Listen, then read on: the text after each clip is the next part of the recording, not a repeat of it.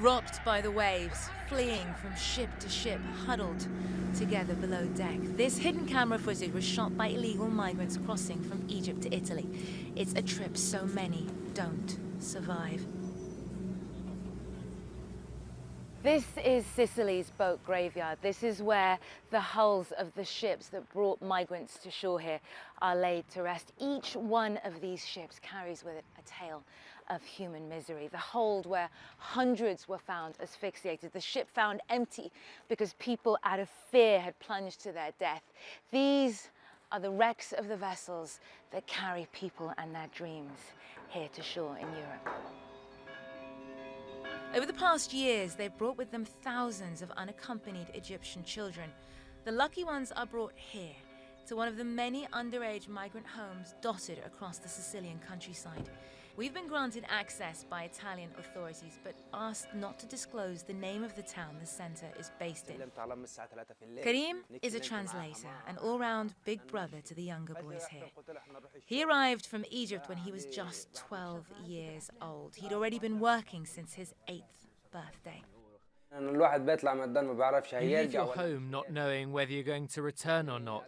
You kiss your mother goodbye, not knowing whether you're ever going to see her again, because no one knows what the sea can do to you. To many of the boys' parents, he says, just don't care. Someone manages to send 500 euros home and his family fix up their house beautifully. Then others will look at that and say, why don't we send our son? They're convinced that here in Italy, money is just thrown about. It's that pressure that has allowed many kids to become easy prey for the network smuggling them in, trafficking them into a life of crime. This young man agreed to speak to us, but he doesn't want to appear on camera for fear of what might happen to his parents still at home. He was a so-called child captain, one of the children trafficked on board to cruise smuggler ships when he was just 15 years old. He said he had no choice. I left my home to work, fishing. We had been at sea for 2 days. After these 2 days, a small boat approached. They loaded people up, around 170 people. I asked the captain, where are we going? He told me we are going to Italy. He now works with newly arrived Egyptian boys, trying to convince them to stay in school and out of the hands of the criminal gangs. Europe is very, very tough for someone as young as these kids are. They run away from school to any big city. They can't find anything to eat. They don't know where to sleep. They'll want to work at anything. Anyone who comes and says, work for me, whether it's drugs, even cocaine, they'll work at it because they don't have any money.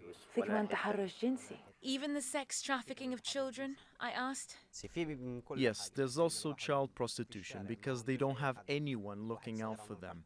Some young kid, 14 years of age, what else are they going to do on the street on their own? But even here, there is no real respite. A group of the boys from the home agreed to speak to us in the church square. One of them is just 12 years old. It's clear they carry the burden of the thousands of dollars their parents paid to get them here. I asked them if they call home and if they tell their parents how tough life in Italy really is. We can't tell them, one of them says. We can't tell them how difficult it is for us. We chose this.